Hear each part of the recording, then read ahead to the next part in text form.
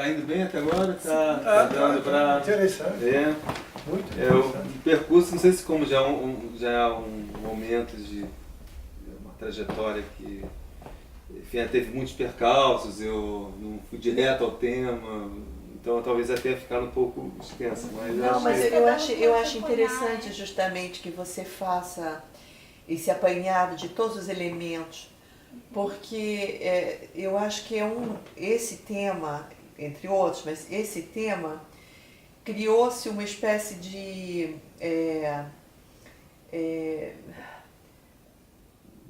como se diz, uma coisa que é prêt-à-penser, que a gente fala em alienação parental, todo mundo deve saber o que é exatamente. E é uma coisa de uma complicação enorme, você está mostrando como é que isso teve anos, décadas de construção, a partir de diferentes países, a partir de diferentes interlocutores e com diferentes experiências. Então eu acho que o que você está trazendo é muito importante para a gente entender a complexidade daquilo que se tornou um conceito, né? Isso. E que a gente, com o que a gente está lidando. Isso, né? Perfeito. Eu digo que é mesmo uma discussão bem complicada, muito difícil, porque as pessoas vivem problemas, dificuldades, enfim, claro, acaba que as posições são muito extremadas, porque a pessoa passa alguma experiência aí muito ruim, e pode ter acontecido mesmo, ter sido afastada, realmente, né, mas ao mesmo tempo, se você percebe que tem interlocutores, né, e grupos, e tem pessoas assim, não é um tema realmente como, né, a gente está falando aqui, possa ser visto de uma forma unívoca, simplista e maniqueísta. Eu acho que a questão é essa, né? Quando a questão da alienação parental surge como conceito, né, dentro da doutrina jurídica, no sentido maniqueísta mesmo, né? Alguém que aliena e alguém que é vítima da alienação, alguém que é objeto da alienação, né? A criança também, de certa forma, ela reproduz algo que é de alguém que vai sofrer sanções por estar executando alguma coisa de uma forma que seja razoável, mas razoável, bem, a gente lida aqui com o consciente, então a gente tem outras questões que estão em jogo, né? A criança expressa um sintoma, e os sintomas pode, na verdade, cada um tem que explicar também na produção daquele sintoma, né? Que estão lá como sujeito e os pais, de certa forma, participam também na produção daquele sintoma. Absolutamente. Né? Então não é uma... Absolutamente. A criança não inventa de onde ela vem. Isso, exatamente.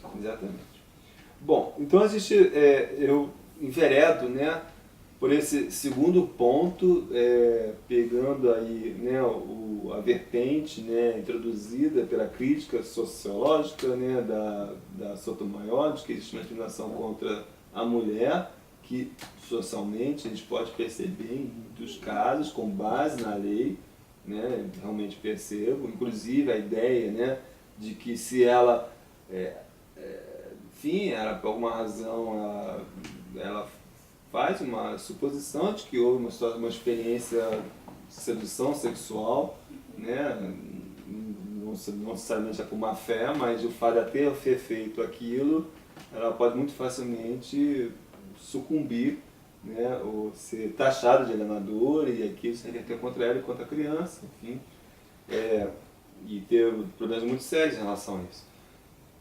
Então eu pego um pouco essa ideia para tentar discutir o que seria um feminino, né? Eu vou falar um pouco aqui, eu estou lendo, mas lendo de uma forma mais dinâmica que eu consigo fazer com o texto, tá? Sim. Esse texto vai ser publicado junto também com outro artigo, com o artigo da Marlene, no livro que em breve também sairá.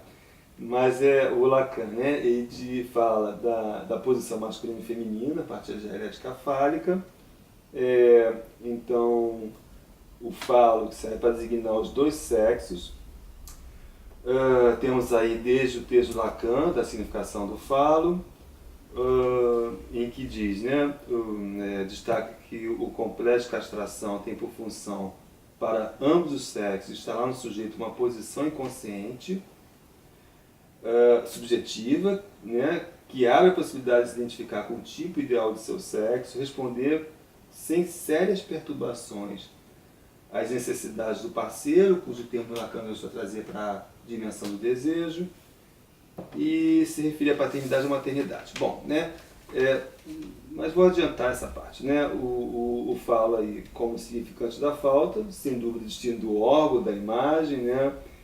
O significante fálico veiculado pelo discurso do outro, delimita a diferença sexual como tal, cuja teorização não tem nada a ver com a noção de gênero sexual. Estou só pegando o gancho da discussão que a princípio estaria ligada da relação entre gêneros, mas trazer isso para o plano da psicanálise.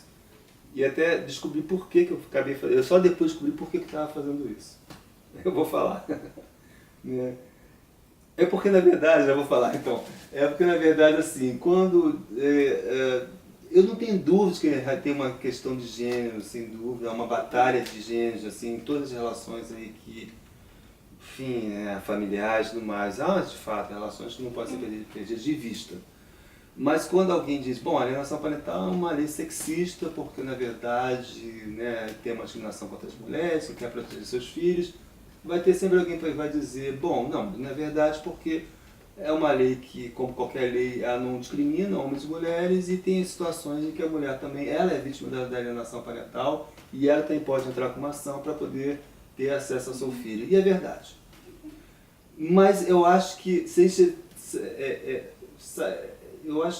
a gente conseguir trazer a discussão para o campo da psicanálise, para o que seria algo aí que subverte uma certa ordem fálica, a gente também sai dessa discussão. Né? Eu acho que algo que eu estou querendo desenvolver um pouco melhor, mas enfim. Né? Eu acho que tem algo interessante que eu acho que eu estou tentando descobrir que a psicanálise pode introduzir nessa discussão. Bom, então o falo como significante da falta, e depois o Lacan vai formular, essa é uma formulação do Lacan simbólico, depois no momento da elaboração das fórmulas da sexuação, a partir do gozo, e que ele realiza a partilha, então, e finalmente, entre os sexos através de duas posições diferentes de gozo, todo fálico com todo fálico, podendo haver um encontro de gozo, porém sem relação. A relação sexual não existe, o que é importantíssimo de lembrar disso, porque às vezes eu acredito que nas disputas judiciais e na mente, na mentalidade de muitos operadores de direito, juristas, é como se fosse possível haver uma relação sexual, enfim, né? E ela não existe. Né? Então, são posições, né? A partilha entre o masculino e o feminino corresponde a posições do sujeito que podem ser ocupadas tanto por homens como por mulheres, mas não há complementaridade e não há não existe ninguém que frequente exclusivamente o campo feminino. Né? Sim, homens e mulheres que necessariamente frequentam o campo do gozo fálico. Bom, temos aqui, então, no campo do feminino, o sujeito orienta-se com relação ao gozo para além do que se agrupa através do falo. O feminino rompe com o universal plural, ou seja, faz objeção ao universal da função fálica, expressando-se pelo escrito do não todo. Enquanto o sujeito inscrito no campo do masculino pode ser tomado como exemplo particular do conjunto, por estar todo inscrito no gozo fálico, o sujeito inscrito no gozo feminino, inscrito no gozo feminino, será tomado no singular. Seguindo esse raciocínio, se a mulher é tomada por um homem, embora a gente esteja falando aqui de posições de gozo, né? Tá? Enquanto o objeto causa desejo, por um lado, por outro lado, ela mesma, enquanto mulher, né, enquanto sujeito, toma a criança como objeto de sua fantasia. Tá? Então, situado no campo do gozo masculino, o pai da criança faz a mulher seu sintoma, enquanto ela dá signos inconscientes do homem que a elegeu. Por sua vez, a mãe encontra o significante do seu desejo no corpo de um homem, ou seja, não apenas se reconhece como faltosa, mas também endereça a um homem o significante que lhe falta. Então a divisão do sujeito fica posta em cada um dos elementos. Do lado do pai, ao se colocar na posição desejante, se coloca como sujeito barrado, pois implica lidar com a falta e com a sua própria castração. E do lado da mãe, mulher, essa se divide em duas. Pelo lado mulher, fica no lugar de objeto, do lado da mãe, fica na posição masculina, fazendo da criança objeto de desejo. É no lugar de mãe que a mulher tem acesso ao gozo fálico, que vem fazer borda ao gozo não fálico da sua posição feminina.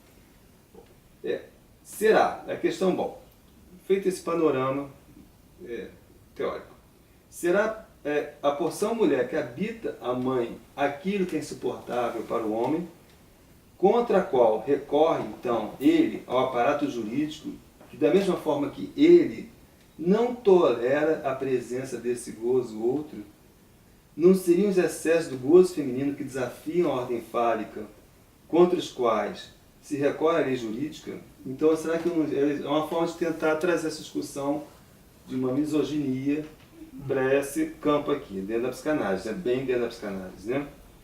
Por quê? Porque nos discursos de alienação parental, ou de síndrome de alienação parental, a mãe, mulher, era retratada frequentemente como sedutora, amoral, indiferente, manipuladora e mentirosa, cujas características não ficam nada a ver com as histéricas eram tratadas de Freud. E é verdade, se eu for pegar, é que eu comecei a pesquisar, ler livros sobre alienação parental que estava sendo produzido, né? Disfarça um pouco, não diz que é a mulher, não diz que é a mãe, mas enfim, né? Aí se a pessoa só cita um fragmento lá de um caso, um exemplo lá, percebe logo que é a mãe. E a figura é demonizada, mas como sendo alguém manipuladora, que não tem moral, que é mentirosa, enfim, parece uma histérica, como você falava, enfim, né, antes de Freud. Né? Então vale destacar que a psicanálise nasceu, ela sim, diante de uma singular manifestação do feminino, a histeria, que denunciava a castração do mestre ao fazer furo no campo do saber da medicina. Será que não temos agora aquela que aponta o furo do saber no campo do direito? Freud contribuiu para a retirada das mulheres dos bastidores do campo social e político ao colocá-la no centro da cena analítica, num contexto de época em que já declinava o semblante da autoridade do pai, da família patriarcal e da família patriarcal.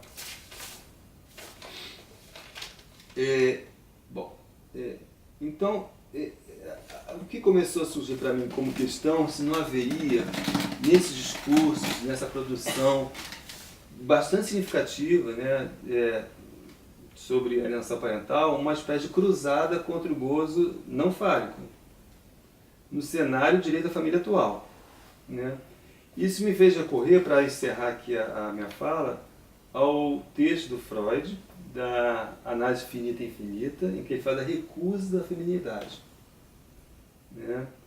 Sabemos, né, que nesse texto, quando Freud fala da recusa do feminino, corresponde, né, tanto à aversão da passividade do homem, quanto à inveja do falo da mulher, que em ambos os casos é a oposição ao outro sexo que sucumbe ao recalque, mas retorna, né? Sucumbe ao recalque, mas retorna.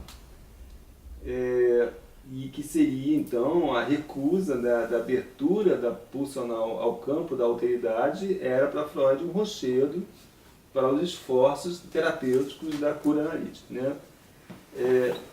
Chama a atenção que Freud, para quem o feminino era um enigma indecifrável, né, esse continente negro, né, ele considerava que uma das vias de desenlace do complexo de Édipo por parte da mulher seria através da maternidade.